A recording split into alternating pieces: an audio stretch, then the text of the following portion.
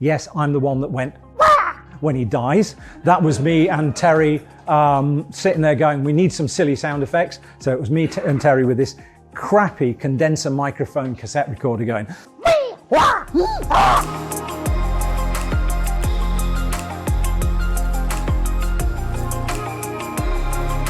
We'd like to thank PCBWay.com for supporting our episode today. They aren't just about PCBs, although they do a tremendous job of that. They also offer CNC machining, sheet metal fabrication, 3D printing and injection moulding. If you're creating, then PCBWay.com can help you bring your project to life. Get an instant quote now over at PCBWay.com, and we thank them for their support. So I thought what I'll do is I'll kind of try and say who I am, and how did I get here. So yeah, you may have questions of who the heck's this? How do you get into games? How do you end up here? And maybe even what am I doing here? So I'll try and answer those in about 30 minutes or less. There's about 53 slides. Let's go. So, 1975. I'd always wanted to make cartoons. I've always wanted to draw. Sitting with my granddad on countless things, drawing away like this kind of thing. Yes, I did have to endure this wallpaper in the 70s. This explains a lot. I was obsessed with Hanna-Barbera. Tom and Jerry was on a thing. I can very much remember when I was 8 years old, Bob Godfrey's do-it-yourself film animation show, 1974. Bob Godfrey showing you how you could with crayons and make you cut out animation and do this stuff. And there was a particular episode that sticks in my mind, which was Terry Gilliam when he came on and showed you how to do cut out animations by taking pieces and putting them on for a thing. And then the other stuff was the work of Ken Reed, who drew for Whoopee Comic, which was like Whizzer and Chips Whoopee Comic, if you remember those. These wonderful kind of monster illustrations that are just like captivating and kind of stuff. So I learned how to try and mimic that style as much as I could do. Also, other things that stuck out to me, Guillermo Mordillo. If you ever remember going to Woolworths or Our Price or Athena, where they had all those racks of big posters, there'd always be several of these guys. And he's a Spanish artist who did this kind of intricate kind of things that would appear on jigsaws and these posters of these little tiny squat men on adventures doing things. I loved Asterix the Gaul, Goscinny and Dezo. And then the other one that I can stick in my mind, and very few people remember, was Marine Boy, which is a kind of a proto-anime series before anime and manga had ever made it over here. But the kind of exotic style all stuck in my mind. And then Christmas Eve 1977, I had £1 to go to the newsagent, and I bought this, the collector's edition of the Star Wars collector's thing. I brought it home and it absolutely blew my mind. There were pictures of people making concept art, teams of people making models and bringing stories to life. And it was like, oh, you draw a picture, then you make a model and you stick model kits together and you make a film. And I was like, this is really cool. I want to do that. So from 78 to 80, I became obsessed with Star Wars. So I drew pictures, made spaceships out of old model kits, and I desperately wanted an 8mm camera, but I never got one. So come 1981, I was at my friend Phil Basker's house, came and went, look, I've got a ZX81 that me and my dad have made from a kit from the electronics magazine. It's like this, and the Space Invaders looked like that. The screen went to a burst of static every time it updated, and it was all alphanumeric characters. And I was like, oh, you can make stuff move on a TV? Phil was like, yeah. I said, can I change what the Space Invaders look like? He's like, yeah, you can change that from a H to an A if you want. I was like, I want a computer. I can make animations. So I saved up for a BBC Model A, and on my birthday in 1982, I got a BBC Model A. I also got a Saturday job at First Byte Computers in Derby, which is like the local computer shop. And whilst I was there, the regular guys were guys like Terry Lloyd, Rob Toon, Chris Shrigley and Andy Green, who were all kind of regulars who came into the store. Terry came in, got a job there and worked behind the counter and stuff like that. And we spent Saturdays, all this time, you know, Jet Set Willie coming in, unlacking the shelves, China Miner on the Commodore 64, waiting for turbo loaders, and somebody coming in going, oh, I bought this, it doesn't work. And you're going, you just don't like it, do you? So anyway, that was kind of what I was doing at that time. And after kind of my birthday was in May, by Christmas, I bought myself a Microvitic RGB monitor. I've been running a black and white, running the Beeb, which was at the time the color computer on a black and white telly. So Christmas of 82, that's me, having lugged that thing halfway across Derby as well to meet my dad to kind of get it in there. So 82 to 83, I just started to teach myself how to code BASIC because I wanted to make movies and things on the screen. So I started copying what I did. So kind of like a snake-based kind of thing where I was going around, a little thing called Grid Wars and flying sprites and things like that. And one of the things that I wanted to do was I wanted to do color sprites. With the BBC Basic, you could only do sort of like single color things. I was like, there's a thing called machine code here, which will allow me to plot colors on the screen. So I wrote my own little sprite editor, read all the data off, typed it in and stuff like that kind of thing, and just started making these games. So 84, I realized there were magazines out there who like listings. So I was like, hello, I've made a game, sent it in. They're like, yeah, we'll pay you, I think it was something like £50 a page. I was like, cool. Right. Here's my listing. Here's the story that I've written. This is the how I wrote it. These are some Ken Reed inspired drawings of all the characters and stuff like that. And all of a sudden they've got 5-6 pages. I'm like, thank you very much. So all of the stuff that I'd learned, I was kind of spreading out there and had a few bits and pieces in Real Computer and Micro User and all this lot. So that was quite a nice little sort of thing to be doing. And then also whilst I was working at First Byte, they did a little run of like all the shops were like Just Micro was doing in Sheffield, which turned into Gremlin Graphics. Let's do some tapes to sell. So one of my games, Star Force Lander, which was just a Lander game in BASIC on the BBC, became one of those, and they even got me to draw all the box art in this kind of pseudo Ken Reed style in the days of felt tip pens and stuff before Photoshop. And then Jet Power Jack, which was my first proper published game.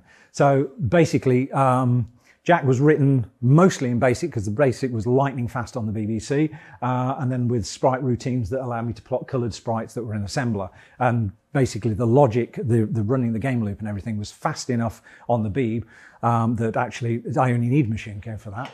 And I've got a friend, Stu Gregg, known him for quite a number of years, and he used to come round because I was the kid that had the computer, and we'd spend evenings kind of like, I'd be writing stuff, showing what I'd done, and then onto the Chucky egg, see who could get as far as possible, and doing it, Ultravox on tape, all that sort of stuff, playing around and all this. Like one day Stu went, you ought to send that into a games company. I was like, yeah. So no, stick it on tapes. And I was like, all right. So I sent it off to ANF Software, and I sent it off to Micropower in Leeds. ANF Software came in and went, sorry, unless it's 100% machine code, we won't publish it, we can't protect it. I was like, okay, because of all the piracy that's out there on the BBC Micro at the time.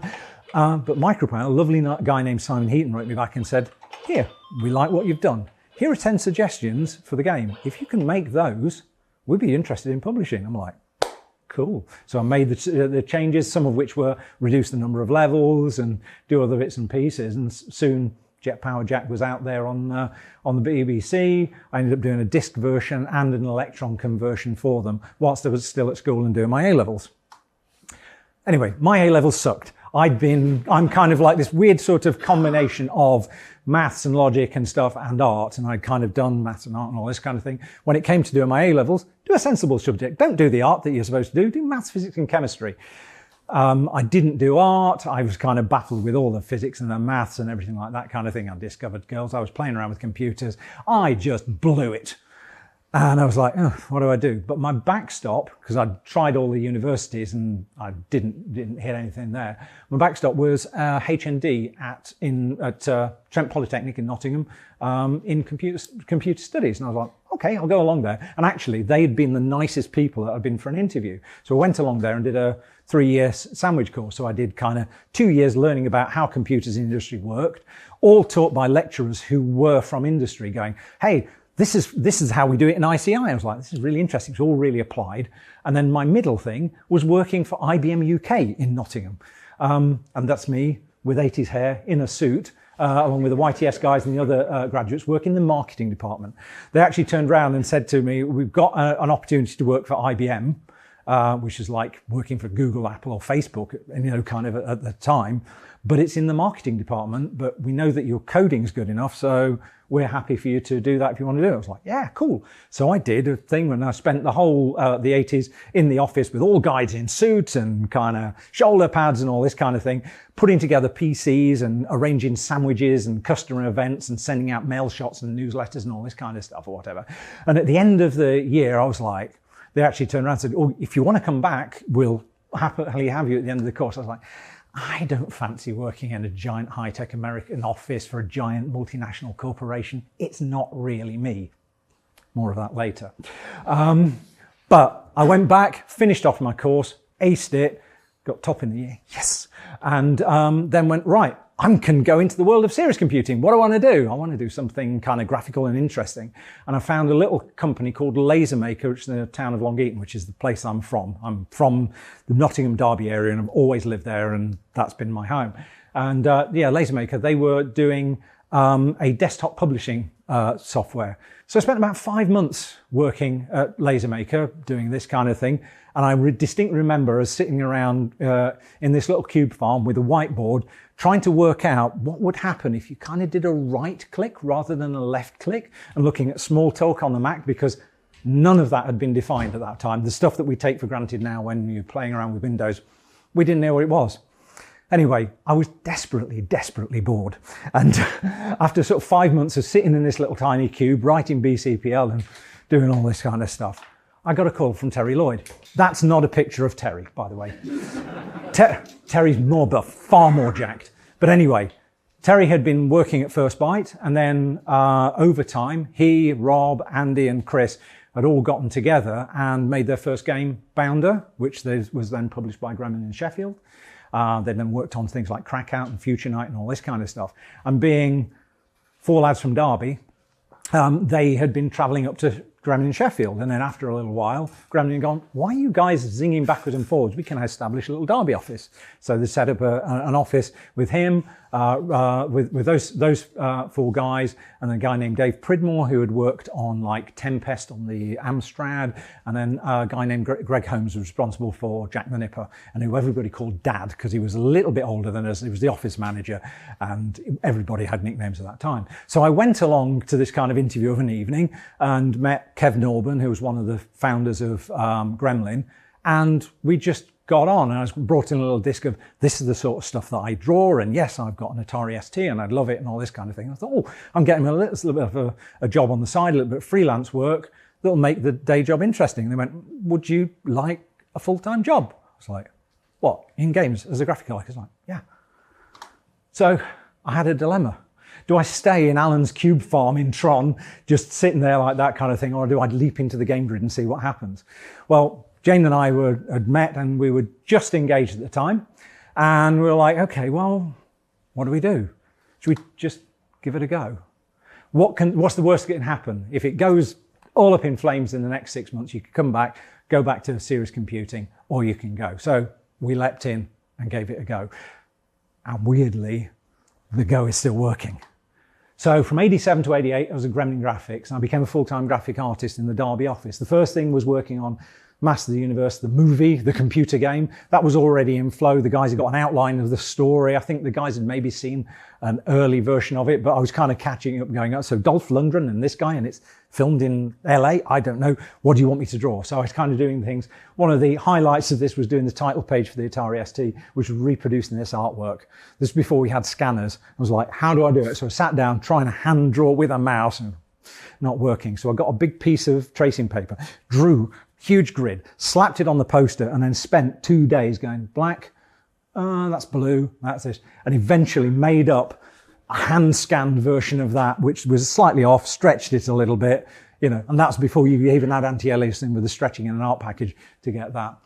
Then worked on Skate Crazy, which was a game that was co-developed, I think, from Gremlin US Gold in Birmingham and ours. I got to work with a lovely Kevin Bulmer, who kind of taught me a load of stuff. I worked on the graphics for the scrolling part of the game, because it was a game that came on tape where you flipped it. There was one game on one side, one game on the other. And then Knight Raider, which was, I think Gremlin had bought in sort of like a PC game that was developed in Canada, but they wanted a version on the Spectrum and Amstrad. So it was lots and lots of kind of like getting complicated cockpit outlines into like no characters whatsoever for the Spectrum. But it didn't last for long. Kind of after a few months, unfortunately, Gremlin hit a cash flow crisis, and they were in kind of a dilemma, and they were like, we're going to have to shut down the Derby office. We'd love to keep you on, but you're going to have to move up to Sheffield, or you have to take redundancy. And we were like, we're going to have at least like an hour's commute, which the idea of an hour commute in the 80s battling all the way up from Nottingham to Sheffield every day and back and all this lot. No, we'll take the redundancy. Thanks very much. Appreciate it or whatever, like that kind of thing. And that's a photo of us, myself, Rob Toon, Chris Wrigley, there's Terry and Andy with the destroyed Gremlin sign. As we're just wrapping up with that, a couple of guys came down from Gremlin, the sales manager, Jeremy Hugh Smith, and Kev Norban, who's the founder that I met, and they went, hey guys, if we set up a company and keep this office running, do you want to work for us? Like, okay, we'll do the same sort of thing. Yeah, but we'll just be developing for various different developers. I'm like, cool, all right then, we'll do it. And so Core Design was born with the initial 7 of us and those guys kind of running it out of the same office in Saxon House and Derby. One of the things in the background of whilst I was doing the art for this, I was also like, okay, I've got an Atari ST. I did some coding back on the Beeb. I want to get back into coding. And so one of the things I'd done was talk to Andy Green, that guy there, and said, right, Andy, what do I need to, I can figure out the 68,000, the codey bit, but the hardware bit, I've never been very good at. What's the code that I need to just sort of switch all the stuff off when I start? So he gave me about 12 lines of code in 68,000, was like, do this. And then suddenly the Atari is this big bag of memory and a processor, and you just do stuff in it. So I was like, oh, cool. Started doing that. And so over those kind of days at Gremlin, I'd started writing art pulling sort of things, because I'd had some horrible experiences trying to manipulate an art package on the Spectrum and on a Commodore 64 and just going, this is painful trying to draw with rubbery keys or a joystick. I'll just draw it on the Atari. It'll be easier to learn how to code 68,000, cut these things and then go, here you go, have a disk. I never have to touch that machine again. So I'd kind of been doing that in the background, and then that gradually led on to, you know what, I think I'll start writing a game. So I started writing a game on my spare time, which turned out, as you'll see in a bit, to be a platform game called Switchblade. So Core Design started. We need some ideas for some games to do. So one Tuesday afternoon kind of thing, randomly in an office in Derby, myself and Terry are sat there going, what do we do as the thing? What's out there at the moment that everybody else is doing? That kind of discounts all the genres we're going through. Like, I was distinctly remember that week, Capcom had just released Black Tiger, which was like swords and sorcery, badassery and all that. I was like, no, can't do that. Da, da, da. You know what? Nobody's ever done an Indiana Jones game that was really like representative of that moment in Raiders where he's running from the boulder. How do we do that? So you see over there, the first drawing of the storyboard, as we called it then, was just me and Terry roughing it out and going, right, okay, we'll have vertically scrolling levels that will flick screen on the Spectrum and the Amstrad. They'll scroll vertically on the other things. There'll be 256 pixels wide, so it's the width of the Spectrum. We'll do the sprites 21 high by 24 wide, because that's what's on the Commodore 64. So everything would set us up so we're not having to do multiple maps for various different formats. We just do one set of data. I'll draw all the sprites, you draw the graphics. We pitched it, they were like, yep, do it. So I then became the 68,000 programmer on the Atari and the Amiga. And I did all the sprite graphics and the title page. Terry did all the backgrounds, and then all the other guys that were on the on the high score table there, all were working on various formats, all designing and stuff like that kind of thing. And so we spent 4 months cranking this bad boy out, and he's followed me all the way. And I'm sort of delighted to have, even that folks remember Rick, never mind celebrating in the way that I know you guys have done, and people have contacted me over the internet over the years. Yes, I'm the one that went when he dies. That was me and Terry sitting there going, we need some silly sound effects. So it was me and Terry with this crappy condenser microphone cassette recorder going. The weird thing about Rick's heritage as well is the fact we didn't realize how absolutely monstrously hard we'd actually made it.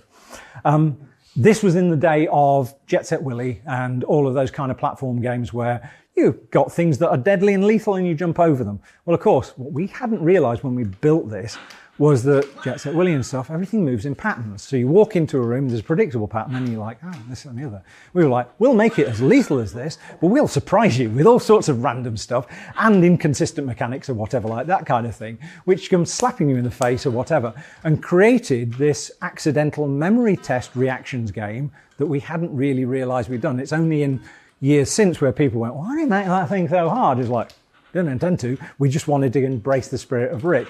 And so I apologize wholeheartedly now to everybody who's broken the TV set by sticking the Competition Pro through it unreservedly. But it seemed to have worked and probably made Rick more unique and memorable. Things about Rick as well is the fact that all of the traps and everything are based around one very, very small routine, which basically puts the sprite on the screen. It starts in a state of solid, ignorable, invisible, undetectable, or deadly. And then it will, after you've hit a particular box with either your body, the Rick stick, or dynamite, will then change state into one of those things and then will animate under a cycle. And every single trap uses that sort of thing. And it was one of those kind of things, the afternoon that me and Terry came up with it, I went, I think I've got an idea. We have trigger boxes, we have these sprites, they wait like this, and then they'll switch state. Throw at me every single thought of every kind of trap you can think of, and I'll tell you if we can do it. So a kind of dry run. Oh yeah, blow darts that come across the screen, bull darts that do this, brocks that break away when you trigger a dynamite next to them, all that kind of stuff. And so that was how we could get all of that variety into a very, very simple kind of system. So I did Rick. He came out. One of the things was, well, we finished it in 4 months, and then it got held for quite a number of months before it was released by Microprose. Don't quite know why. Heard a legend that it was a bit too good, so we held on to it, which is nice and flattering or whatever. I don't know, but that's what happened. And oh yeah, and the box art, complete surprise to us. It arrived. This is the box art. We're going, oh, doesn't look like Rick, but we can understand why, because you're kind of going, it's a big adventure-y kind of thing. He's not this grotty little sort of tiny fat bloke that he is in the game, but whatever. And then opening it up, the fact that it had a comic book drawn by Ian Gibson, the guy who did Diary of Halo Jones and Robo Hunter for 2000 AD, that just blew my mind. And in fact, actually, he invented a bad guy called the Fat Guy in there, which when we came to do Rick 2, we were like, Mr. Gibson, thank you kindly. We will take him and make him our bad guy because we didn't have one in this. Oh, and the other thing as well is the design. Remember those Mordio posters? That's where Rick came from. That, and there was some other little game out on the Spectrum, I forget the name of it right now, that kind of inspired me. But yeah, very much kind of like the Mordio style with this kind of compact thing, and the stuff was where Rick went. Then also, Switchblade. Now, whilst I was making Rick Dangerous, I was still writing Switchblade, which I'd begun back at Gremlin and was working on in my spare time. So come home and then after tea, carry on till whatever, all over weekends and all this kind of stuff. And with this, I just wanted to do a platform game where you could go on a big, sort of inspired by Underworld on the Spectrum, a giant big map where you could go around. This was pulling in that kind of Marine Boy influence from way back. I snuck the Ranorama kind of system of revealing parts of the screen that you hadn't visited until you did, because you always have that problem where you can see into an area beyond, and it was like, this was all the stuff. So yeah, I just wrote this with all of my own tools and making it in the thing.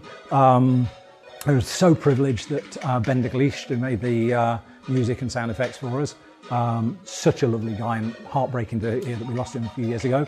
But no, I remember, really treasure being up in his music room in Switchblade and in Sheffield, where he's going, I've got this idea. And he was there, this kind of like wizard, just playing all this stuff going, like this. I had a whole private concert as he kind of composed all the music for us. So yeah, I put together Switchblade. Took me about 18 months. By this time, I've already written Rick Dangerous and I'm on to other projects. And my code that I'm writing at home on Switchblade is absolute junk. And I was faced with this dilemma of, do I go and refactor it and rewrite it and never end this? Or do I just struggle on kind of to make it and get it out because it will never get finished? So that's what I did. But yeah, coding during the day on kind of 6 or 7 iterations of my platform code and like grinding this little fella out until we got to the thing.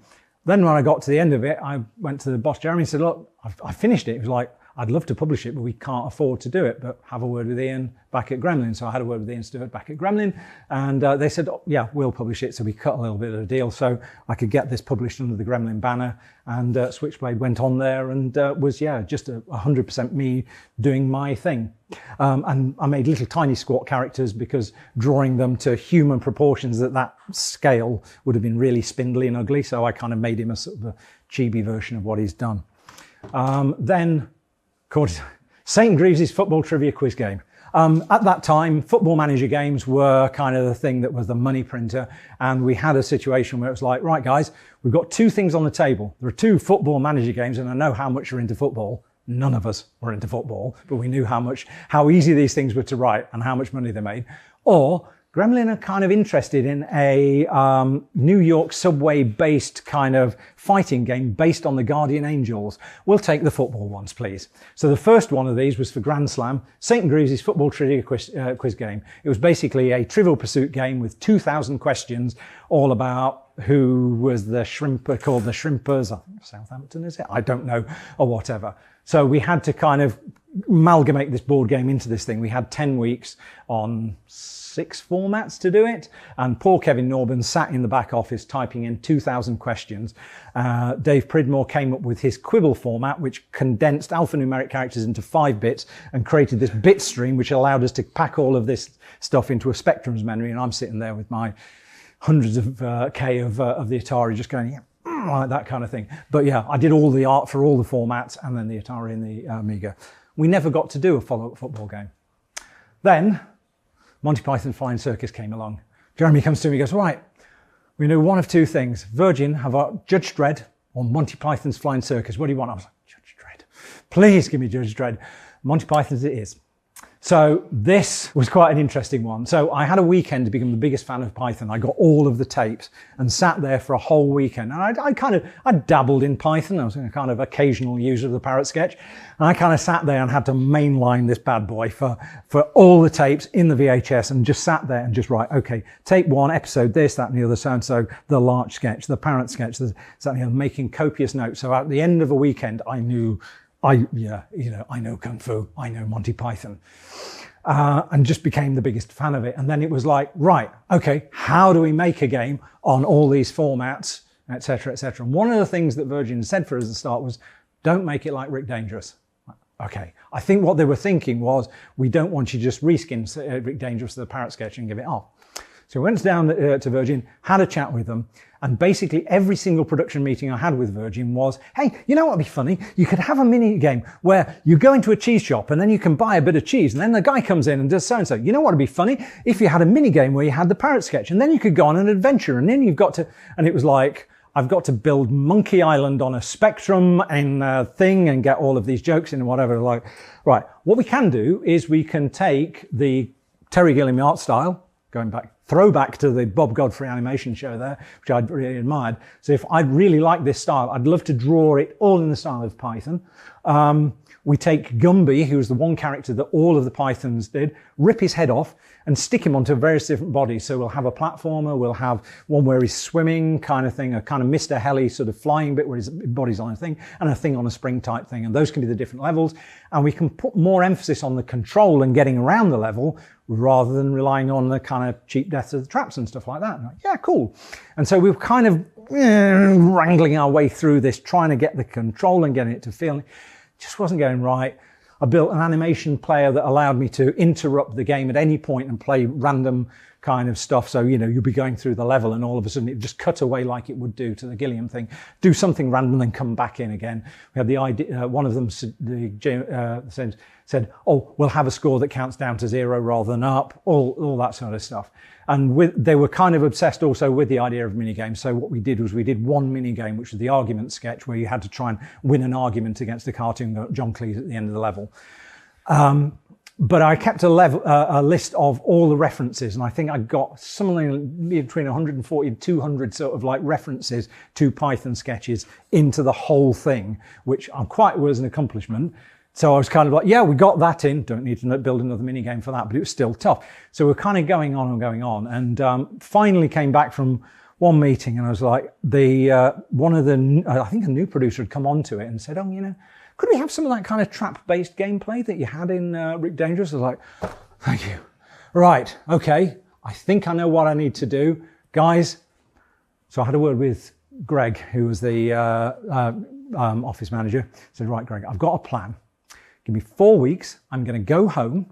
I'm going to do the art for all the formats. I'm going to design for all the levels. I'm going to animate all of the animations, write all the scripts of movement and everything like that kind of thing. And I'm going to get one level done. I will come in on a Monday. I'll deliver all the arts to all the guys, go, this is what we're making, and we'll do that for the next 4 weeks. I think this is the way we're doing. And somehow we got to it. And I say, it was one of those kind of things. It was really hard on the guys because they were kind of like, oh, crikey, what, you know, and I do appreciate so much the patience they had with me trying to solve this. And given the faith in me to go, right, we'll get through this kind of thing. But that cracked Python. So that has ruined Python for me. I'm done. And actually, this is one of those kind of things. It's like it is that you'll find the way through. Harry Potter, forget it. James Bond, forget it. It's kind of like going into the ice cream factory going, right, here's another barrel load of Chunky Monkey. You like ice cream, don't you? We've got another van coming. It's that kind of thing. You get to the end, you're just like, I want a glass of water, I want to stop. It was the first time we'd ever kind of gone over budget on the project and we're just going, oh, we're just really sick of this. Then Rick Dangerous 2.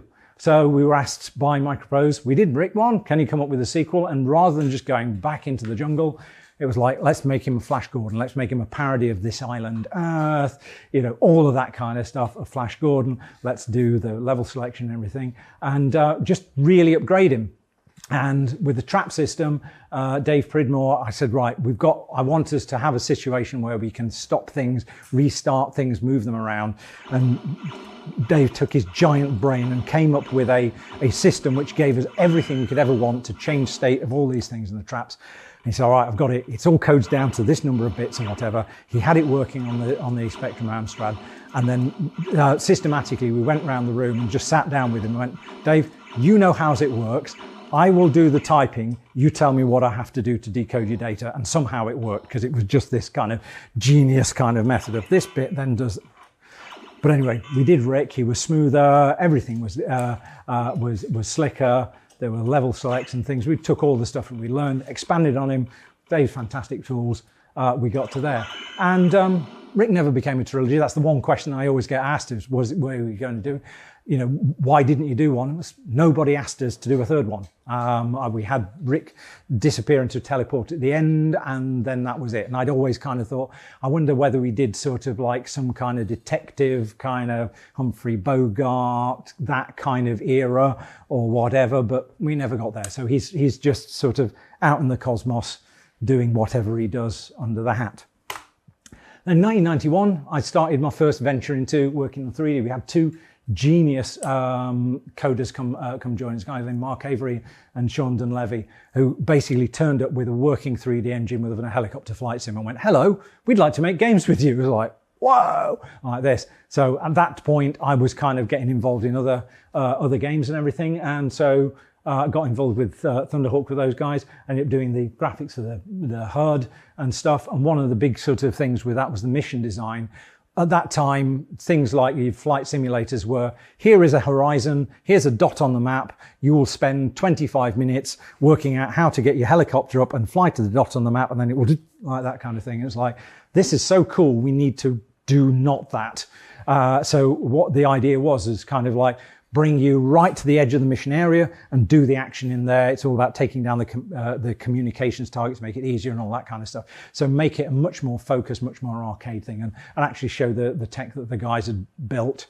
The amazing thing, I always remember looking at the code of this 3D engine, and literally there were two comments on it. The 3D engine, halfway down, the next bit. It was mind-blowing what these guys brought to Core, but they kind of like launched Core for the very first time into 3D. Then 92 to 93, I then worked on Wolfchild. I'd been kind of making all these kind of cartoon platform games. And I was like, I want to do something that's a bit more real and stuff like that kind of thing. And inspired by Capcom, inspired by anime and, well, manga as then, I kind of came up with this idea of this guy that would transform into a werewolf. A little bit altered beast, the idea being that the more power-ups you take, you can keep yourself in your werewolf form, and then if you get hit, you'll then go back into human form and stop firing bullets. The name came from Bob Churchill, massive kind of big fan of goth music and stuff like that kind of thing. Had a belt with the word Wolfchild on it. And I was like, that's cool. Let's turn that into a game. So that's where that came from. So I was working, at this point, games had become too big to make all on your own. And in fact, I was like, you can't do it on your own. And literally at that point, I'd got a development kit for the very, very first time. All the games up until that point had been written on the Atari, and I just fired down the print to put blind into an Amiga, and then you just took things out until it started working again, put the game, fixed it that way or whatever. This time I actually had a PC where I could actually stop and interrogate registers and all this. I was like, this is going to be great. And it's like, you can't do the whole job all by yourself. Okay, what do you want to do? Well, I'll do art and design. And my friend John, who was actually at school with me, John Kirkland, ended up writing the code. So we worked together on this, made it, released it on the ST and Amiga, and then it came out on the Mega Drive, the SNES, the Mega CD, and I spent probably the best part of a year just doing reworks of all the graphics, extra maps and all this kind of thing. There were so many conversions. The most fun I had was doing the Master System conversion with Sean Dunleavy. That was taking this huge Amiga game and packing it down to 128 characters on a tiny, tiny machine that had minuscule sprites, and we managed to, by making everything that didn't move be part of the background and then deleting things that, so lots of static bad guys with sprites for arms or animating characters. All sorts of fudges that we could do to try and pack this thing into like nothing. That was a tremendous challenge. And the art that worked there of Wolfchild, I did some drawings of like, this is what Saul, the character, should look like. And we came back with this art. I was on a plane a few years later, and that is a copy of the Chorus ad for Aftershave. I was like, oh yeah, sort of thing. It was kind of like one of those kind of ones. Oh, I recognise that. That's where that came from, kind of thing. That was the story of Wolfchild. And then Asterix and the Power of Gods came along. Now, I'd say been a massive fan of Asterix the Gaul, and Stefan Walker and Rich Morton were making what would have been Core's second Asterix game. There's a team had already done one, which is kind of like a slightly abstract 2D platformer. For this one, they needed a bit of help on the design. I was like, I know Asterix. I know what we need to do. We need to make a quest that has you going all over Europe, going to all the various different places around Europe, like the map that you always have at the start of the Asterix books. And then each one of those can be levels. So I designed up this kind of route, and it was like, what's the MacGuffin that's going to be here? Well, what Asterix and Obelix are always looking for is the magic potion.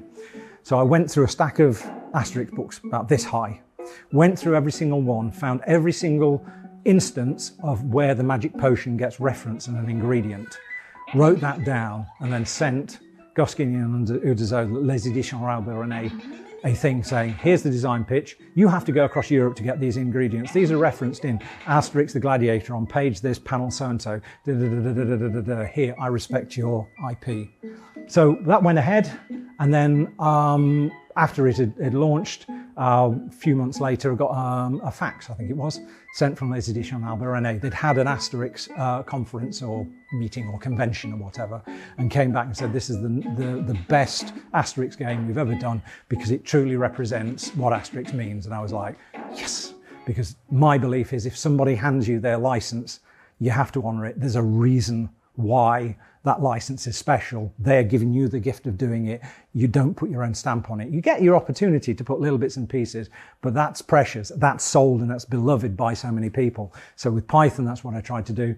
And that was the kind of thing that I would like to think other creators do as well. So 1994, Bobber and Sticks. In the background, we'd had the success of Rick Dangerous, and over the years, kind of like suggestions, could you make another one? Like, I want to do something kind of serious or whatever. So kind of batted them off and kept on going. And then one day, Jeremy pulled me in the office and went, Hans, I've got an idea. Could you make a game about a man with a stick? This was at the time Vic Reeves was doing the whole thing with a man with a stick. What's the end of the stick, Vic? And all that kind of thing. It's like, okay. So this is the project, Man with a Stick. And the idea was that it was an adventurer, could be a kind of an Indiana Jones type, but rendered in those kind of flashback rotoscoped graphics where, you've got kind of the guy running around in super smooth animation, and he's got a stick that he can do all these amazing things with.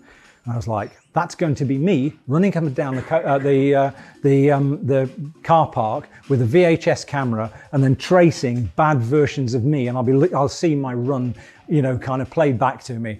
I really don't want to do that. And it's making it dangerous again. And we've already done it. And how you're going to, there's one thing in having a pole that you can pole vault with, and then there's one thing having a fighting stick. It's going to be, the practicalities of it, it's all going to be a bit insane. So I was like, just kept putting it off, and it kept coming back. And one day I was working with a lovely guy, Billy Allison, an animator who'd come from the world of TV into games, taught me everything I know about drawing and animation. So generous, such a great guy. We were sitting there and I was going, what kind of do with this thing? He wants to do a game about a man with a stick. We're like, okay, tell you what. So we came round to my house one Tuesday evening. It always seems to be a Tuesday, I don't know, with a big piece of paper, and we write, right, let's think up all the mad stuff you can do with a stick, whether it's immoral, illegal, impossible, unfeasible, let's do it. So we just filled this whole piece of paper with this cartoons of this little guy doing stuff with the stick. So you're playing it like a flute, you're whacking things over a head, it's super long, you leaping over chasms with it, you're sticking it in a hole and climbing up on it and everything like that. And one of the things we realized as well was if you had a stick, you had to have an infinite supply of sticks, or you had to have a stick that would come back to you. So we were like, well, kind of do this. Anyway, we had this sort of idea, there's the practicality of it. I went in and said, Jeremy, we've kind of had a look at this idea. It's ludicrous. He went, yeah, make it. Okay. So Billy and I, John Kirkland and Mark Watson, locked ourselves in a room for about 9 months in 1994 and sent ourselves mad. Under Billy's guidance, I learned how to do a lot more cartooning, and learned a load of stuff about animation and things from him, and did all of the background art, did the map design and everything like that kind of thing. Billy lent his talents to these incredibly bizarre creatures and stuff like that. We made an impossibly complicated puzzle game with some absolute things that I have no idea. If you put me in front of it now, I couldn't figure my way out. But it had its own kind of charm.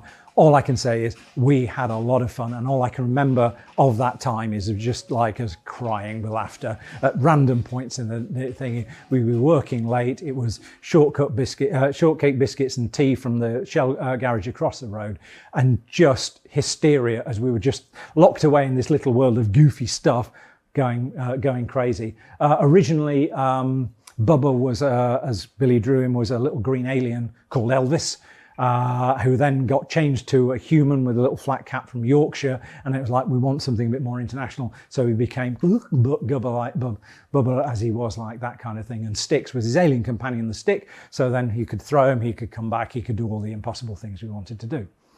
So Bubba came out, and then the sort of like the following stuff for core design. So at that point, teams dissolved, and I ended up working on Dragonstone. The original guy that had worked on the artwork for Dragonstone, I forget the chap's name, really, really talented, had got a wonderful style. He'd started and then had taken a job in the States and moved over to the States. And of course, back then you couldn't teleconference or anything like that kind of thing. So I took on the role of kind of finishing off all the artwork for that and shaping the design.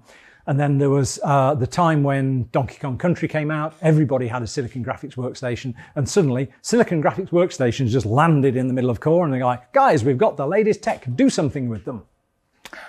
I had no team. I had one of these big boxes, and I'm like, I'll try and figure something out. Now, in the meantime, around about this time as well, there's a chap named Guy Miller had joined Core from Rare. He'd worked on Battletoads, Killer Instinct, and was really kind of came in as the creative director and was brilliant because he'd kind of, whereas I've been working from a very, very provincial kind of British games kind of thing, he came in going, this is how you pitch to Americans. I'm like, hello, Guy. And we really got on like a house on fire. And one of the things Guy was trying to do was to shape all our products to be a bit different and a bit unusual. So he was kind of like a cheerleader for, let's try and get female characters in games. Let's kind of get games that featured characters in the 1990s that didn't have white guy with buzz cut. So we were kind of working away on stuff, and one of the things they developed was the BC Racers engine, which was kind of like that kind of scaling, what you'd call Mode 7 in the SNES floor effect with scaling sprites to do a pseudo 3D. That worked on the Mega CD, worked on the PC. Toby Gard had joined us, was doing BC Racers, and it's like, what can you do with this tech? So I was like, actually, I can do a tank game. So I spent the time working on this game called Shell Shock, where you had these outlandish tanks that were kind of hard, military hardware was inspired by Tank Girl. listening to an awful lot of really cool rap music and stuff. Me and James, who was working on Skeleton Crew, were like trading Ice Cube tapes and everything like this kind of thing. And we had this idea of like, okay, what if you made kind of like a rap-based A-team that had tanks? And so kind of went deep into building this kind of crazy world of these characters and stuff like that sort of thing. So that's kind of what I did, and that's how I cut my teeth on building in 3D on serious hardware, and had a lot of fun with it. Unfortunately, by this time, all the other guys that had, Greg Holmes, Kevin Norban were the two other founders of the company, directors, they'd left, and the mood changed at Core. And the amount of time I was spending at work was just horrendous. I was there 7 days a week. The stress was piling on. It just really went very unpleasant. It was what you would call in modern terms a toxic work environment. It wasn't very nice. Really good people seemed to be pitted against one another. There was all this kind of like unpleasantness, pressure, stress, and it all piling on. Now, of course, we've got you can talk about things like mental health and things like that, but it was getting so bad, and there was a point where I can remember driving down the back road thinking, if I drove off the road now, it would all end. It was getting that bad. And Jane and I were going through an awful lot of just pressure because I'm turning up at 12 o'clock at midnight, still buzzing from work, going to bed, and then waking up to get into the work in the following morning at 8 o'clock and then hearing, yeah, well, you went home a bit earlier last night, didn't you? And it was just really just burning me to the ground. And everybody was feeling it around the company, and there were a lot of the really talented guys going, I want to get out. So myself and Guy went, okay, well, tell you what, we're thinking of trying to get out, but we'll look into setting up on our own, so should we do that? So we just kind of poked around, took this, that, and the other. Well, that wasn't going to happen. We couldn't get the thing going. We were like, okay then, we'll look at getting. But before I'd got myself an interview, I got called in the office. What are you doing with my boys? So I got fired. The following day was the best day of my life. One of the best days anyway. It's up there with my marriage, the birth of my kids. It was the feeling of all the weight being lifted over. Me and Guy said, we'll stick together throughout this. Driving to Guy's house with the sun coming up the following morning with all of the pressure and weight that had built up over 7 years and the stress, all relieved, was like, oh, wonderful. And it was never going back. And of course, the point is that you're in one of those situations where you think, I'm lucky to have a job in the games industry. I'm really lucky to be working here and all this kind of stuff. That was all gone. And it was kind of a great lesson for me, was like, sometimes you just have to go. The job has served its enough. You don't have to deal with this anymore. So it was quite a thingy and quite a wake-up call. And so I've now got the vocabulary many years later to talk about it, but back then it was really quite confusing. So Guy and I put our heads together and started putting out the stuff, and we got an interview up in Middlesbrough. So we're based in Derby, Nottingham area. Middlesbrough's up here. In fact, actually, is where Jane came from back in the 60s. Her family moved down. So I get to meet, before I go, there's another thing. What about Tomb Raider? Did I get involved in it? I have a little tiny Tomb Raider story, and I'll pick up with the thing. So yeah, all credit to Tomb Raider goes to Toby. He was building an Indiana Jones game with a guy that does all the action and stuff like that, because they always wanted to make one. Guy had said, hey, we're trying to bring in characters that are more interesting and stuff like that. Have you considered a girl? So I think between him and Toby, they kind of worked it out. I don't know who specifically came up with the thing. And Toby had drawn this amazing illustration of who now is Lara Croft here, kind of thing, standing there going like this with the Tomb Raider thing over. You say beautiful art skills. But back then, she was a little bit sort of pith helmet, pigtails and shorts. And I was called into the office and was like, hey guys, what do you think about this? And I was like, I love it. And I think the idea of having a female character in the game is brilliant. It's so different from what we're seeing, but she doesn't look like she can raid tombs. Have you seen Tank Girl? So I brought in my Tank Girl comics, went, Toby, have a look at that. So Toby took Tank Girl, took Belle from Beauty and the Beast, which was the animation that was going in, which was a little bit of hair and the thing like that, melded them, reworked it to Laura Cruz, as she was then, because she had a Latino background when Guy had written her original backstory. And then after we'd left Core, she became Lara Croft and the crazy phenomenon that she was there. So that's my little tiny contribution as a stack of Tank Girl comics in that little moment. But it's kind of a cool little story, and I always get asked about that. But anyway, yes, so shot out of a cannon, got to meet the Falcus brothers, who had set up Iguana Entertainment, Acclaim Studios Teesside up in Stockton-on-Tees. And what happened was, this guy and I went up there, and we actually lived away during the week from Monday to Friday up in a flat, and worked with the guys up there. My first job was to basically come in there, and one of the things was, where before it was like, do you want to keep the coding, the art, or the design? It was like, okay, are you an artist or a designer? I was like, well, you've got a load of artists, but you haven't got really many designers, so I'll happily do the design work. So I dropped another skill, and my first thing was, they'd got College Slam, which was the umpteenth iteration of NBA Jam, all underway, 5 different formats. As Nick, my lead artist, described, it's like we're all set off in boats heading for America, and some of us are going to end up in the South Pole, some of us end up in the North Pole. So I basically spent the first couple of weeks running around the team, talking to various Martins, Steves and Collins, and going, right, what do you think you're doing? And gradually made a design document, which then pulled everybody around it, and then we managed to get the thing out for Christmas, which was the fun thing. But one of the things was that the studio up there, they were great. There were some incredibly talented guys, but they were all doing sort of conversion work. They were kind of an offshoot of the Iguana Texas office, and they were kind of getting the bits and pieces of what Iguana Texas didn't want to do. Iguana Texas were already going on to do Turok Dinosaur Hunter on the N64 and all this cool stuff, and they were like, oh, you could do another conversion of it. So anyway, Guy and I were used to pitching original products and stuff, him with all the Battletoads experience, me with all the things that I'd been doing at Core. So we were like, these guys are good enough. So we put together a load of pitch documents with them, developing a load of series of kind of like ideas for action adventures and stuff like that. And we kind of pitched those we actually sent them with Darren and Jason over to New York, where they pitched them for us. And they went, oh, that's cool. You're interested in making original product?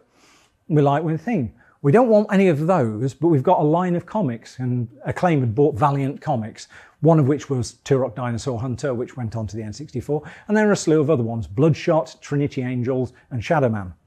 We picked the coolest, Shadow Man. The idea was, with this comic, it had only been in 4 issues. It had been illustrated by a guy called Ashley Wood that had this wonderful dark style, and written by, I think, Scottish writer Garth Ennis. It was about a guy called Mike Leroy, who had become possessed of a voodoo mask and who could pass between the real world and the world of the dead. And so we spent a load of time between 96 and 99 building Shadow Man, which was described by the press as Zelda's evil twin. Because what we'd done was we'd taken all of kind of the mechanical design of a Zelda-type quest, where you go into a level and then you come back to it later with additional sort of abilities to do it. But then we'd superimposed it on this kind of mid-90s serial killer. If anybody remembers the series Millennium, that was a kind of a spin-off of the X-Files and all that kind of stuff, Seven, etc., like that kind of thing. This was kind of the time working with a team that all that sort of stuff I'd read about ILM when I was like 11, where you're building concept art and pitching it and working it with teams. That's where all that kind of came in. And I actually got the opportunity to voice, what's it now, Jack the Ripper in the thing, because we were writing the script and I was doing my best Bob Oakskins, and the guy was like, why don't you do that? I was like, all right then. So I ended up doing some voice work as well, opposite real actors who knew what they were doing. So that was terrific. And whilst I was there, we had the office at Acclaim in London, and I met a guy called Alex Ward, who was their A&I guy, who was the guy who was going out to various different studios and finding new product for Acclaim. And we kind of met him, got to know him and stuff like that, and he kind of supported us on Shadow Man as we were doing. So then I worked on the second one. Basically, the Shadow Man had gone wild, so they said, can we do a sequel? So Guy and I put our heads together, expanded the lore, and then for about 18 months, I kind of worked on the story for that, built up the design for the levels and everything like that kind of thing, and the whole team was underway. But also, we were kind of aware of the fact that there were rumblings from Acclaim that things weren't maybe going to last. So me and Guy were like, right, we've been here kind of doing the zipping up and down the motorway for 5 years. And one of the things was actually for that time, the people up in Teesside were a wonderful, beautiful family to work with. They're great times. I can just remember so much warmth and this big welcoming family atmosphere up there. And actually, I think I only worked one weekend in like 5 years. I did work every night of the week and stuff like that kind of thing. But by having this kind of thing, once I hit the A19 to come south, nobody'd see me until Monday morning. So Jane and I, kind of like our relationship went. We had our first son, and everything was swimming, and kind of we got this weird balance, or one where I kind of went away and came back. So the idea was, okay, let's see if we can get at least somewhere to home. So Guy went, well, I'll go pursue my things, you go pursue your things, and we'll say goodbye. So I got a job at Infogram in Manchester, because Manchester is a little bit close to Derby. It's kind of 80 miles rather than 130. So there's a Peak District in the way, and trying to get round it in the M6 is an absolute nightmare. And I actually worked for about 10 weeks for Infogram Manchester, working for a lovely guy called Tim, who set us up, and he said, right, we want you to work on a Superman game for the brand new Xbox. Here's the controller. I was like, oh, right, okay, cool, brilliant. And I got the privilege of meeting the guys who were the editors and writers for DC's Superman, and it was all to do with a comic book Superman for the new big American machine. Now, it's really cool. They explained to me the lore of Superman, what he could and couldn't do. And there are also differences between what Superman in the animated series could do versus what Superman in the comic did. The biggest one being that Superman couldn't kill in the comics, but he had in the animated series. Basically, the animated series writers didn't care. And so they just stuck in stuff that they did, whereas the comics book guys did. So that was kind of cool. And I learned over the course of time that in their Sheffield office, they already had a Superman the animated series game being developed. I was like, Tim, can I go over to Sheffield, meet the guys over there and see how they're tackling this? So I met the producer, Rob, and went, hey, how you do? Oh, you've solved that the same way as I've done it. You've solved that the same way. Why are we making 2 Superman games? Back to Tim. Well, we could go down and have a word with the marketing people. So we went down on the train to London, and I sat there in the office and said, guys, you're making a Superman game. It's already in production. They've all got a team. You want to spend millions with me building up a team to make a Superman game. It's going to have an S on the box regardless. And the subtlety between the animated series, nobody's going to do a difference. They're like, oh, thank goodness for that. We were wondering why we were doing 2. We don't really need one. It's like, no, I've just done myself out of a job and saved you millions of dollars. So we're back up on the train, and Tim was like, I'm ever so sorry. I really feel bad about, I was like, no. I said, I'd rather do that now than just be 6-8 months. We've relocated people. We've brought people in. We've started getting underway, and somebody comes in and goes, sorry, you're out. But he said, well, you can work on the Looney Tunes game if you want. I went, it's very kind. My mate Guy's working down at EA. He's just given me he's asked me if would I like to work on the Harry Potter game as lead designer. It was like, oh, EA are really nice, aren't they? I was like, yeah. He said, yeah, I went for an interview with them a year ago. They offered me a job. They were really lovely. Good on you. I was like, cool, Tim. Thanks ever so much. So I kind of went, right, I'll get over there. 2 years later, or 2-3 years later, Tim turned up at EA, and I met him on the second floor of Chertsey. The Infogram Manchester office had folded, and he'd moved down south. So, brief kind of thingy to thingy. Suddenly now I'm going around the M25 to Chertsey, the big facility, in fact, where the crazy piece in Inception where all those staircases are moving, that was my office. So watching Inception years later was like, oh. I'm joined in October 2000, and they'd already got a Harry Potter under the way, Philosopher's Stone, with an intention of hitting the street date for that movie. I was intended to work on Chamber of Secrets, which would come in for the next movie. Or at least they were saying for the new PlayStation 2, you'd be doing Philosopher's Stone. And shortly went, hang on a minute, why would we release a book 1 game at the time of the book 2 film release? So we did a bit of a rewind of that kind of thing. And I worked all the way through this. On Chamber of Secrets, we ended up splitting the development between Chertsey and Eurocom in Derby. So I actually spent some of my time when I'm zipping away, staying down in a little house in Woking and then coming back home. I'd spend some times in the office in Derby and actually sleep in my own bed during the week, which was amazing. And the people at Eurocom were lovely. Hugh Binns and Matt, who ran it, absolutely fantastic. And we had this great kind of relationship where they were developing the GameCube version, we were developing the PlayStation version, we were sharing and everything like that kind of thing. I worked on the Potters over the years. Again, leaning onto the stuff I learned with Python and with Asterix, become the biggest fan of it. So basically I'd been given, weirdly enough, by Guy, before we left Teesside for my 31st birthday, I'd been given the first 2 Harry Potter books. He went, here, have a go at these. They're really good. And I read them. I was like, oh, this is really cool. It's a real good kind of kids story, adventure in the old style and all this kind of stuff. And I sort of came in as a fan. So when I joined there as Potter, I was like, right, I'm going to go through. So I went through every book and copious notes of like, this is where a spell is, this is where the thing. mapping the whole of Hogwarts in my mind.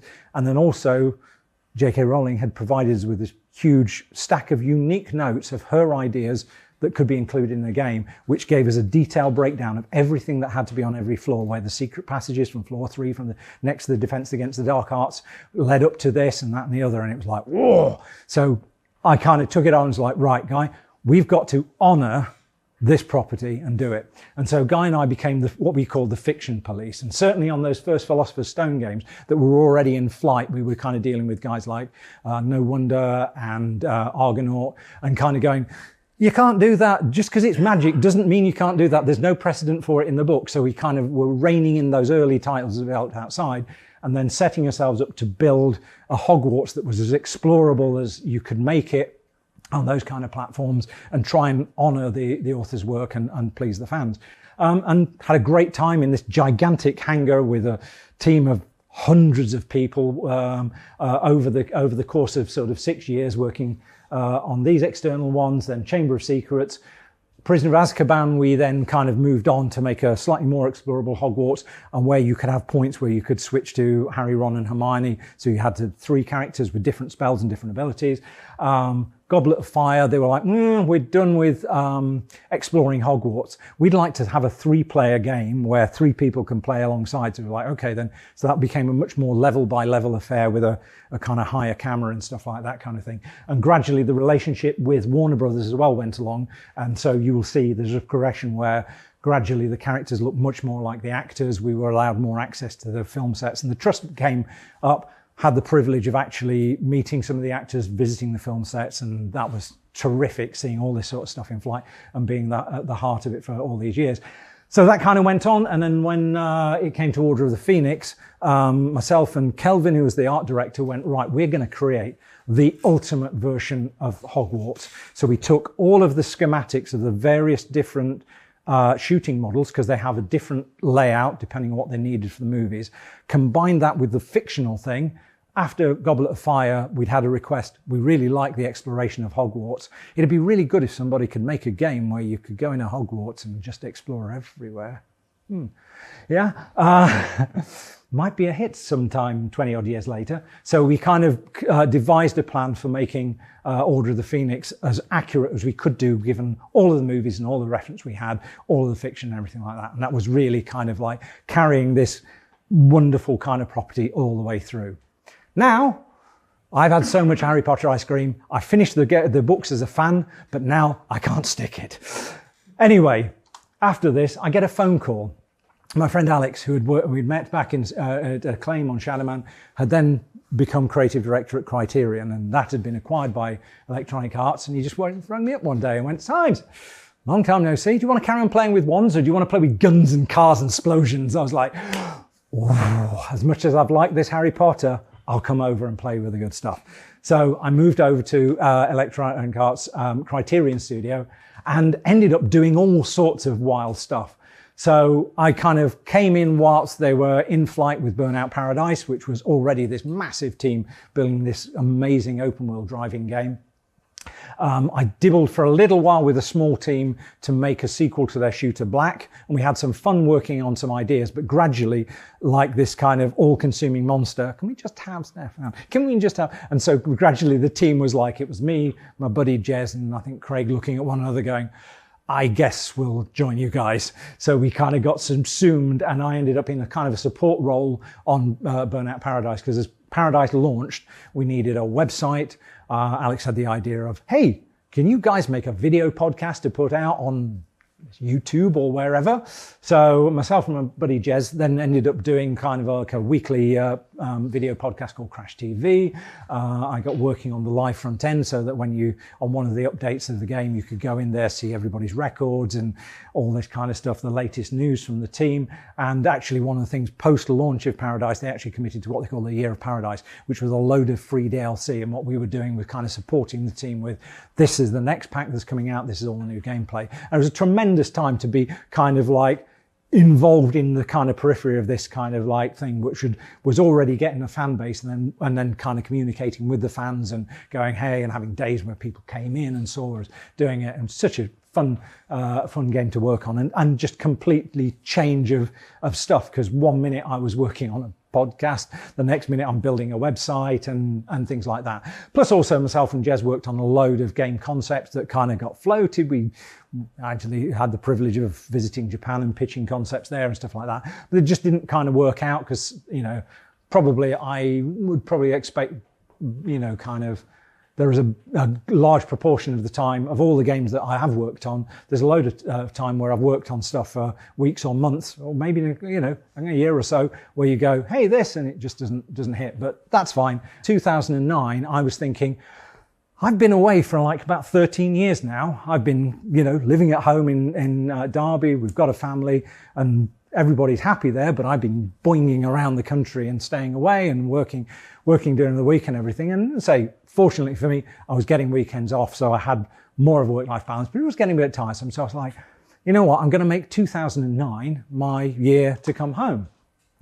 So I messaged Hugh, who I'd known at Eurocom in Derby from working on Chamber of Secrets, and he said, oh, so yeah, we'd love to see you. Do you want to come in? So met a few of the guys, had a bit of an interview and stuff like that, and he was like, okay, you can start in the January. So I spoke to Alex and Fiona, who are the heads of the studio, and they were like, yeah, we totally understand. We'd be struggling to, you know, kind of maintain this kind of thing. All the best. And it was really touching, actually. They kind of did a little best bits video of all the stuff from the video podcast, which brought a tear to my eye and sent me on my way, and we're friends ever since. So anyway, one of the things was kind of like, you start in January on this game. We're not telling you what it is, but it's a big game. I was like, okay, thinking, Eurocom, they've kind of done like little Disney games and things like that kind of thing. So it'll be kind of a platformer and all this kind of stuff. And it was like, okay, we're really excited to tell you what we want you to do. It was like, yeah, okay. We only want you to sequel one of the most legendary games ever in existence for the Wii. Okay. Oh, and by the way, it needs to be GoldenEye. But the studio don't want it to be Pierce Brosnan's GoldenEye. They don't want it to be Daniel Craig in Pierce Brosnan's GoldenEye. They want it to be a version of GoldenEye that's different in every way, so that then you don't have a situation where Daniel is standing in a location that Pierce can do. But it is GoldenEye, but it isn't. And all the characters are different, but they're the same. So what we did is we came up with a pitch, and it was like, well, actually, how do we make a really good James Bond game? Well, James Bond's about his firefights, but he's also about kind of clever stealth and stuff like that. And we'd seen Casino Royale and the incredible stunt work. And we were like, what we want to do is make this really visceral. And we came up with the idea of those kind of takedowns, so that in a first person, you go up, stab someone with the guy's neck and throw him over the thing, and really kind of get that kind of animalistic kind of super Bond that you're getting from the Daniel Craig, but through this. And things went along, and we were going, and we were having negotiations about what the storyline was going to be. And I actually ended up doing a full deconstruction of GoldenEye and why it had to be the Russians and the things and all this for certain events to happen. And was literally pitching that to the guys from the studio and going, this is why your story works. So it has to have all of these beats. They brought in a screenwriter, and they kind of went off on their own. And then Modern Warfare 2 hit, and all of a sudden everything was massive, every hit explosions. You walked 2 feet, there was a trigger, there was a helicopter that shot a bullet to here, and then this, that, and the other. So the focus from being this kind of stealth game that could break into a firefight was suddenly, how many more helicopters could we bring in? How many more cinematics could we bring in, or whatever like that? One of the things I ended up taking on was the tank level, because it was like we want Bond in a tank, and if somebody doesn't handle this one, it's not going to happen. So somehow we got through it.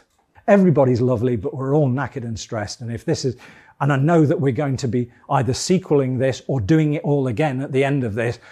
This is not working out. I need to do something else. So just coming up towards the end of it, I got the easiest job interview I want, which was HR from Criterion going, when do you want to come back? I was like, okay. but I'd like to work a bit from home. Okay, then. So we worked out an arrangement that I worked from home during the week and then went down, stopped over one night so I could spend 2 days in the office working with the guys.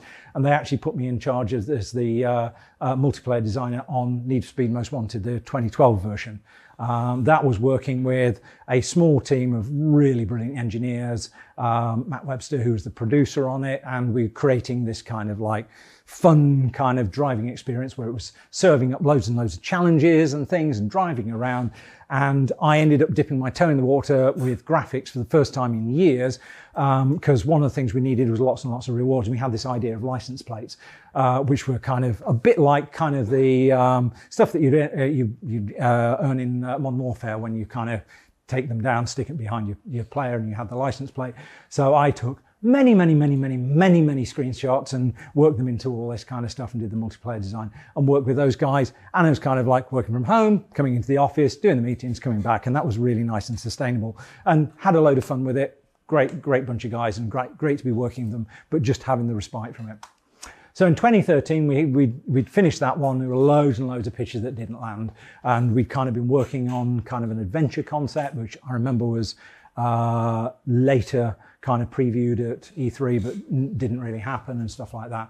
And actually Alex and Fiona, who were the heads of the studio, decided we've had enough of big giant American corporations and all this kind of thing. We're going to leave. So they headed off, and kind of like, I was like, well, with those guys gone, I think I'm going to make the leap as well. So at the Christmas, at the end of the year, I kind of left and went, right, I'm going to spend some time at home. I'm going to retrain.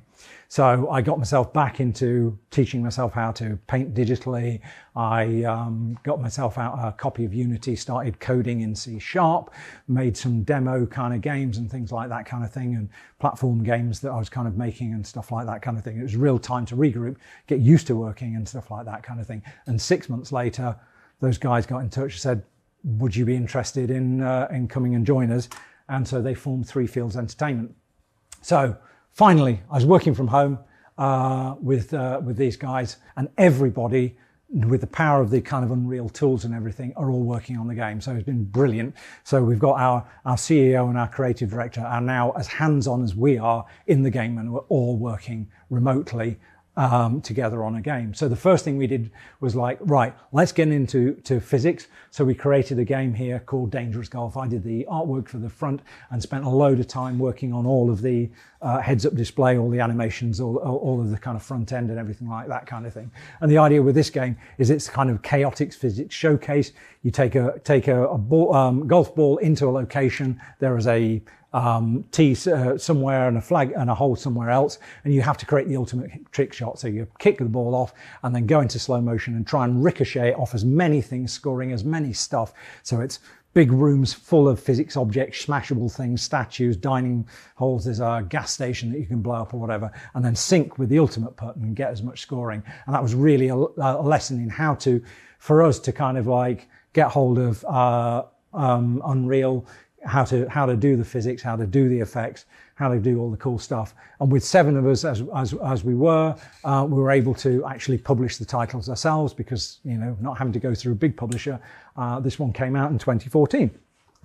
2016, with the PSVR coming out, we kind of like went, right, okay, then we're just going to get our hands into just playing around with VR, see what it's like. So in a very short place of time, we did Lethal VR, which is like a shooting gallery, like that kind of thing. The one thing I learned about this is that all of those things that you see in movies where Tony Stark has got kind of like a holographic display, you try and make that in 3D in VR, it's like trying to read things off a shop window.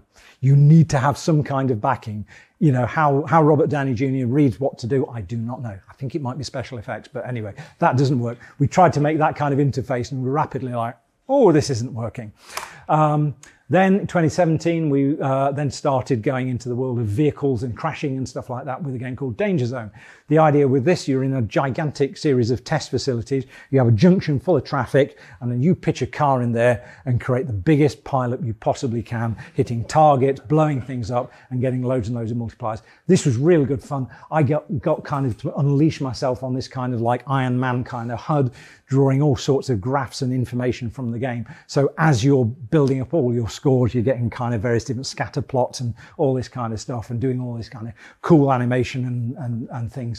Then danger zone 2, out onto the open road. So the challenge with this one was to like, now we've done the crash test facilities, let's recreate famous junctions. So we've got the M6 just outside of Stoke, we've got the LAX one and several others. Spent a load of time helping out with all sorts of various different bits and pieces and doing an awful lot of liveries, which were sort of Mickey takes on various different kind of various different freight firms and things like that kind of thing as we did this, worked on the artwork for it, did some of the front end, although we went with minimum HUD for this one, concentrating on trying to smash things up. So once we got that, it was then dangerous driving, which is then creating a circuit racer with lots of boost, crashing, all of the things that we learned coming together and everything. And say for this one, did even more work on HUD and then working with Paul on the environment. So as we have these huge kind of environments manipulating the landscapes in Unreal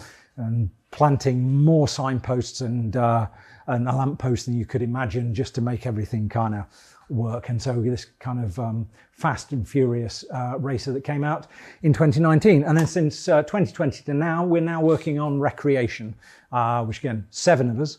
We have a world that is 21 miles by 21 miles in a gigantic island. There are hundreds of miles of road, and you basically can go in there and you can drive.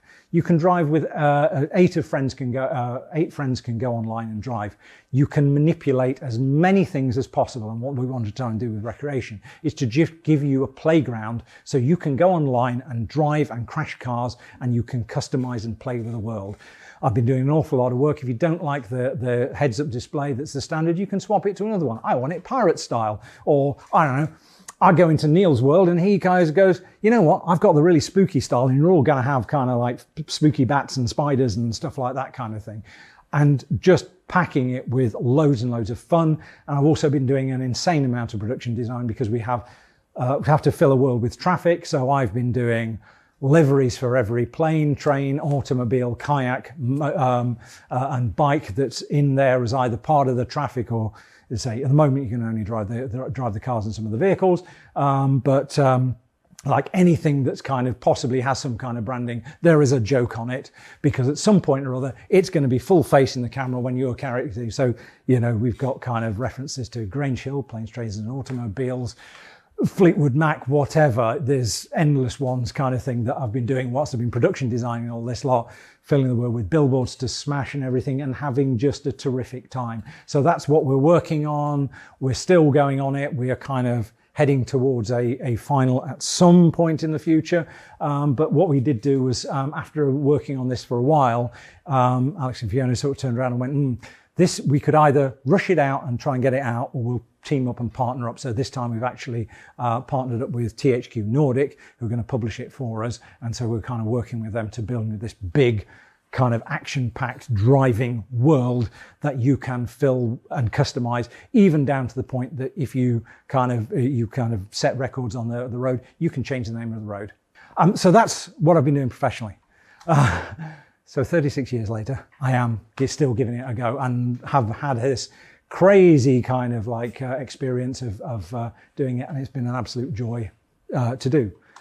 What else do I do? Well, I've actually got some free time now. So one of the things I'll do, if you're on my website, I do a lot of life drawing. There's a local burlesque group, cabaret group that kind of does these doctor sketchy things, so I get the opportunity to do that. I've done a load of, with the digital painting stuff that I've learned, done a load of kind of retro game re-release cover art as well, kind of thing that has been done. And kind of it's resulted in me reimagining Switchblade for a re-release of that.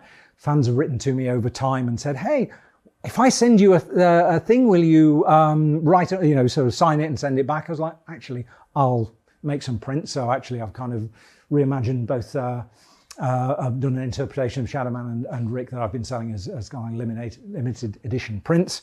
And then the other thing as well, I now build stuff and cosplay for charity. I kind of, for my 50th anniversary, we were going to go down to Star Wars Celebration. Never been to a con before, and kind of we were a year out with the tickets. I thought, oh, it'd be really rubbish if we went in a jeans and t-shirt. I wonder if I can build something. So I built Mandalorian armor for myself and Jane. We went down there, met Dave Filoni, hung out with the Mandalorian Mercs, had an amazing time. And so for the past sort of 7 years, pending lockdowns and stuff like that kind of thing, got introduced to the world of costuming and stuff. So yeah. Oh, and one other thing, the reason that I'm here is because I got contacted by a lovely guy called Rob Watson, who set up the Derby Computer Museum, and said, oh, I'm from London. My favourite game was Rick Dangerous, and now I live in Derby, and I set up this kind of computer museum, and I learned that Rick Dangerous is from Derby. Could I meet you? So we hooked up, and bless him, he's got a Rick Dangerous exhibit and set up the Derby Computer Museum, and that's how Neil got in touch with me, and how this and the other. So there are kind of flyers that passed on to Neil. Hop up, see Rob's collection. It's great. It's a lovely little building, and Derby's a great place to see. And that's who I am. That's how I got here. And if anybody's got any questions of something that I haven't covered, please feel free.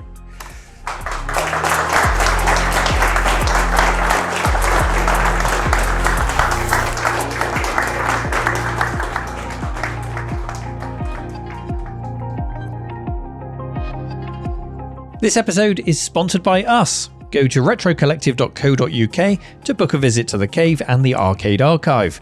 Come and enjoy the space with friends, let Alex and I make you a cuppa, and sign up for special events and guest speakers. Find out more, plan a trip, or persuade your company to send you here on an away day by visiting retrocollective.co.uk. Hit the book now button to see our upcoming events, and we hope to see you soon.